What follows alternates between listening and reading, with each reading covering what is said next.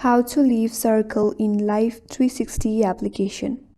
Hi everyone, this is Kate and welcome back to another video, and on this video we will learn how we can leave circle in 360 or Life360 application. So without further delay, let's get started.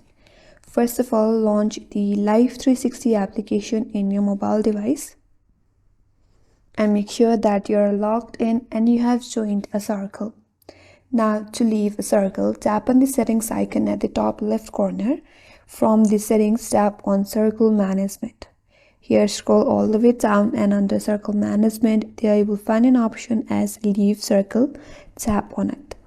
Then confirm it by tapping on yes. Here it says you will no longer see or share location with this circle. Are you sure you want to leave? So tap on yes. And with that, you have left a circle in Life360 application. And that's all for today's video. Hope this video was helpful. And if you're new to our channel, consider subscribing. Thank you for watching and stay tuned for more videos.